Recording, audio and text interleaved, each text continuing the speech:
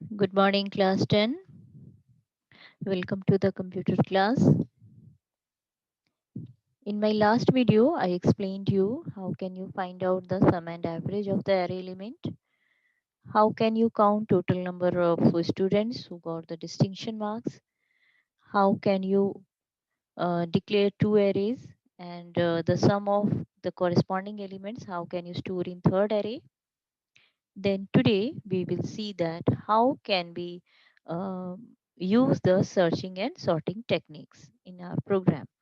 It means how can we search a particular element and how can we sort the elements in our array. So first of all, we will see the searching. So we have the question is write a program to find an element from an array using linear search. In our syllabus, linear search is given. So we will study about the linear searching. So what happened in the linear search? First of all, we should understand the concept. What is the concept of linear search? So in linear search, first of all, user will give the element which he has to search. After that, in the given array, one by one, all the elements will be compared by the input element, which means uh, the searched value. If it will be matched, then we will give the message that yes, the element is present in the array. Otherwise, user can give the message that element is not present in the array. So first of all, we will import the util package because user will input the element which he has to search. So that's why first of all we will import the util package in our program java.util. Import java.util.star. Then this is my class name linear search function main, and here I declared one array. It is of integer type. Array name is AR, and here I have given the elements. Here there are 10 elements total: 10, 26, 12, 67, 5, 89, 56, 34, 44, 90. So in this way we will input. Here means we can input also uh, by which technique I explained you in my previous video. How can you input the elements? So in the same way you can input one by one the element, or you can give here the elements here only. Okay, like the variable, in the variable declaration it may be possible first we will declare the variable and at the runtime user will give the input in that variable, or it may be possible that in the program only we can give the value in that variable. So here I am using the second technique. Here in the program only I am giving here the elements. I am declare here the values of elements of the array AR in the program only. Here I declared one more variable, that is len. Len means total length of this array. Means how many elements are here? Total 10. So len is equals to 10. Then one more variable found. It is of boolean type. It is initialized by its default value false. Uh, Here I use this found variable. So if the element which will be input by the user to search, that element will be present. If that element will present in the array, it will be available in the array, then found will be true. Otherwise, it will remain false. Next, we will in my next statement, I will create here the object of a scanner class, scanner SC. SC is the object, new scanner system.in. Then we will give the message to user, enter the element to search. So here I have taken one more variable val. In this val variable, user will input the element which he has to search. So int val is equals to sc dot next int. Now what I told you, one by one, this input element will be compared by the each and every element from 0th index number to last index number. It will search that, it will match that, is this equal or not. So we will start the searching with the help of loop. So here I am using for loop for I is equals to 0, means from index number 0 it will start the searching. Till that time I is less than equal to length minus 1. It's direct, you can write here I is less than equal to 10 minus 1. 10 minus 1 means total length, minus 1 means 9. Okay, if I will start from 0, I should be less than 10, or you can say I less than equal to 9. Less than 10 or less than equal to 9. Okay, if we will start from 0, total 10 element will stop. Total 10 element will cover on ninth index number. So that's why I have written here len minus 1 means 10 minus 1, that is I less than equal to 9. Then I plus plus. Now the linear search technique we will use here, that first element means which is present on index number 0, AR0, is this equals to val, means which input will be given by the user, that is if that value we will compare by the value which is present on index number 0. Is this equal? Now suppose that here, just this is just to explain you, in the val user have input, already he has input 5. So is this 5? ARI is 10. ARI here AR0. AR0 means 10. So 10 is 10 equals to 5? No. So it will, condition is not satisfied, so it will not come in the if block. Then value of I will increase, it will be 1. Again it will check the condition, if AR1, AR1 means 26. Is 26 equals to, well, means equals to 5? No. Again, so it will not enter in the if block. Then value of I will increase. It will be now 2. So AR2. AR2 means 12. Is 12 equals to 5? No. So again it will not enter in the loop block. If block. I will again increase. Now it will be AR3. AR3 means 67. Is 67 equals to 5? No. Again, it will not enter in this leaf block. Condition not satisfied. Again, I value will increase. Now I will be AR. I will be 4. So AR4. AR4 is 5. Which element is here? 5. So is 5 equals to 5? Yes. Now condition is satisfied. So it will enter in the loop block. And since here we found the value, it is now equals, means 5 is equals to 5, means now my searching is matched with the element of array. So found will be equals to true. And then it will be break from the loop. Why? Because if I got the searched element, which element we have to search, I got it. So what happened? It will break from the loop. Now no need to search further the next element. So it will be break here.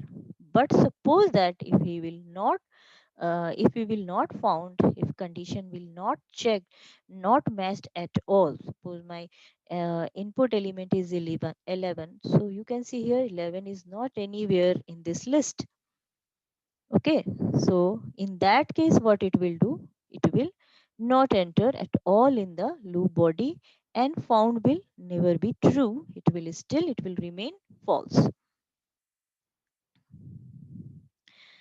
So if found is equals to true, suppose here found become true, means we got the searched value, then we have to give the message element val. Suppose here 5, so element 5 is present in the given array.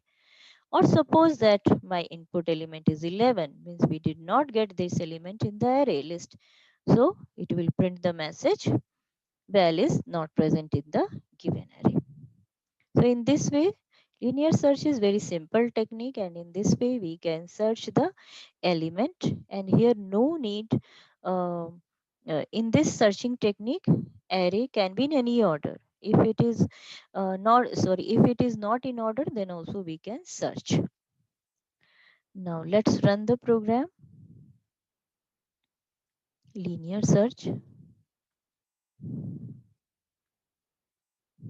Okay, if I am giving the element 5, so it is giving here element 5 is present in the given array. So in this way we can find out the given element, searched element is present in the array or not. Now next one, we will take one more value. Next time, here I am giving 11. Element 11 is not present in the given array because 11 was not in my list. So in this way, it will give you the information the searched element is present in the array or not. Now next we will see the sorting technique. Here we have to study, which is in our syllabus, that is bubble sort technique. So my question is, write a program to sort an array in ascending order by using bubble sort technique. You know what is sorting? Sorting is the arranging of elements in ascending or descending order. So here I am using the ascending order. So this is the scanner class. First of all, we will import the util package scanner class. Class name is bubble sort, function main. Then, however, I think here no new use of bubble sort. Scanner class. If you have already declared here the element, if it is not declared, of course, you have to input the elements. Then this is the main. Here the array declaration. Array name is AR. It is of integer type. And here I declare 5 elements 17, 20, 4, 11 and 8. You can see here these are not in any order, not in ascending, not in descending order. Then len is equals to 5. So what we will do here, this is the length equals to 5. Total how many elements are there? Total 5 elements are there. And we will take here two loop variable y, I and j. Here we will use two loops. First is outer loop. Here we will use for I for outer loop, j for inner loop. Okay. And then I is equals to 1. I less than equal to len minus 1 means len minus 1 means 5 minus 1, 4. I plus plus j is equals to 0. Inner loop j less than equal to len minus 1 minus I and j plus plus. What is the main technique here? We are using here swapping technique. We are using here the swapping technique. Okay. So that I will explain you with the help of one program. Just wait.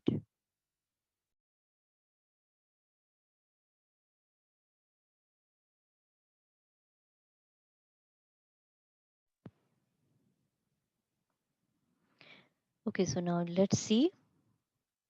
Here you will get some idea what technique is going on in bubble sort. Here in this array, total there are 1, 2, 3, 4, 5, 6, 7 element. Okay. So first of all, first element will be compared by the second element. If it is first element is less than the second element, then means it is in ascending order. So there will be, it will compare, but there will be no change. In next time, this is the 24 and this is 5. Second element will be compared by third element. Here 24 is not less than 5 means these two are not in ascending order. So it will swap. Swapping means 24 will come to the place of 5 and 5 will come to the place of 24. Okay. Then in next iteration, next inner iteration, 24 and 19 will be compared. Here 24 is greater than the 19. It means not in ascending order. So again it will swap. 19 will come to the place of 24 and 24 will come to the place of 19. Then now fourth and fifth element will be compared. Again 24 is greater than 2, so swapping will occur. 2 will move to the place of 24 and 24 will come to the place of 2. Now 24 will be compared by 17. So here you will see that again 24 is greater than 17. So a swapping will be done. So 17 will come here and 24 will come in the place of 17. Now here 24 will reach. So 24 will compared with the last element, that is 4. Again it is bigger. So 24 and 4 will be swapped. So 4 will reach to the place of 24 and 24 will come at the bottom. So in this way, you will see that when first inner loop will complete, in that after that the heavier element means whose value is the largest, that will comes to the last. Okay, that will be arranged in the last position, which is the largest one. In next iteration means in next outer loop, this is the same elements in the same way I have written here 13, 5, 19, 2, 17, 4, 24. Same in the same order I have written here. You can see here still it is not arranged. Only last element is reached to its place, proper place. Now again it will be compared first and second element. 13 is greater than 5. So it swapping will be done here. 5 will reach here. 13 will come here. Here 13 is less than 19, so no changes, no swapping. Now in next iteration of inner loop, 19 and 2 will be compared. Here 19 is greater than 2, so it will swap its value. 2 will reach here, 19 will come here. Now 19 and 17 will be compared. 19 is again greater than 17, so swapping will be done. Now 19 and 14 will be compared. So 19 is greater than 4, so again swapping will be done. Now no need to swap these two values, already these two in first outer loop iteration. When all the inner loop for first outer loop will be over, in that time the heaviest elements, largest element will reach to the last position, and here second biggest element will be reach to the it will reach to the second last position. Okay, and there will be no changes in last two element. Now this same will come here. Now first two elements will compare here. 5 is already smaller than 13, so no changes. Now 13 and 2 will be compared. 13 is greater than 2, so swapping will be done. 2 will reach here. 13 and 17 will now compare. But 13 is already smaller than 17, so no changes. But comparison will be done each and every iteration. Now 17 and 4 will be compared. 17 is bigger than 4, so it will swap. 4 will come here and 17. Now you can see that last three elements are arranged. Okay, last three heaviest elements are arranged here. This is the biggest number, second bigger number, third bigger number.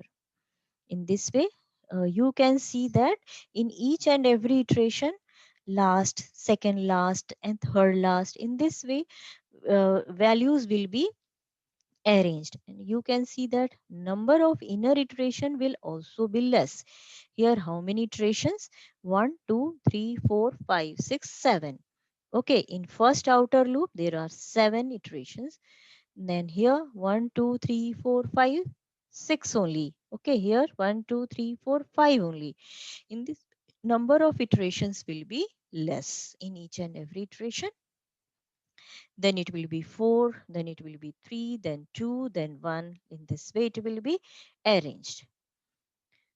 Now let's come here. Same technique we will use here. Okay, I len minus 1 minus I.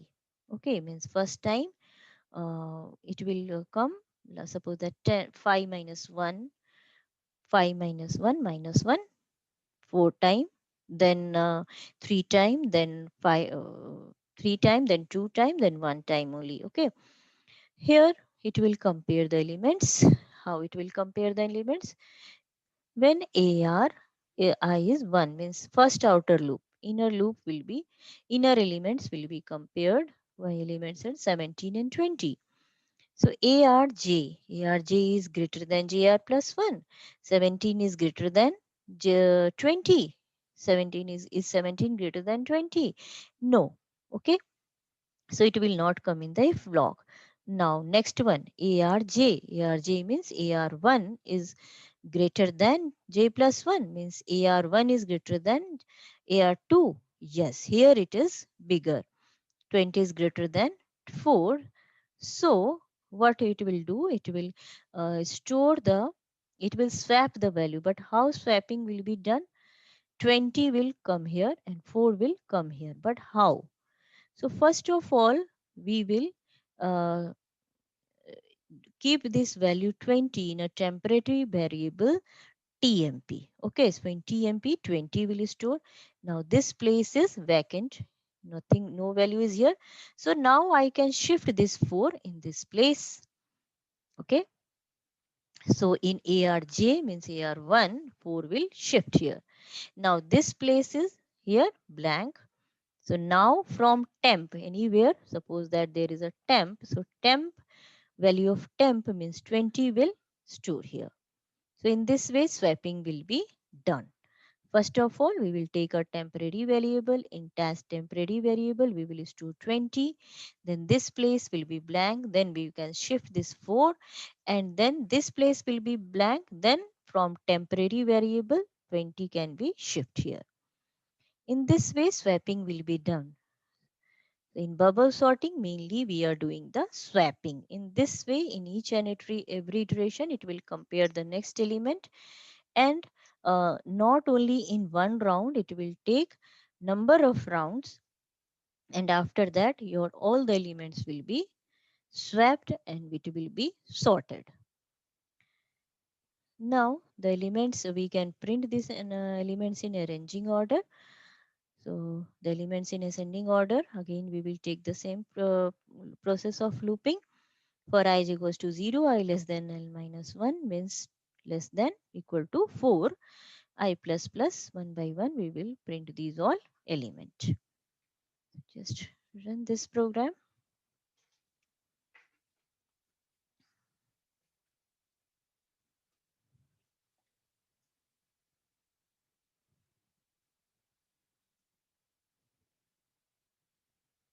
It is the bubble sorting.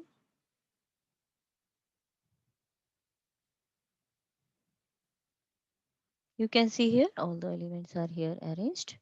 4, 8, 11, 17, 20.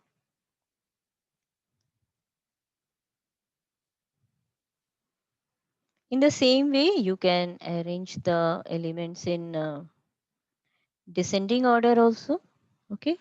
So same thing everywhere. Everything is same here. Elements are same variable, same loop variable, temporary variable. But what will be the difference in descending order? In place of, when we were comparing that greater than, in place of greater than sign, we will give here less than sign. ARJ, if ARJ is less than, then we have to do the swapping. Means if this is the less than next element, means this should be the greatest one. So if it is less than next element, then we have to do this swapping. Here 17 and swapping will be done in between 17 and 20, because 17 is less than 20. So 20 will shift here, 17 will shift here. In this way, each and every element will be checked and will be swapped. Now, if I will run other all program are same,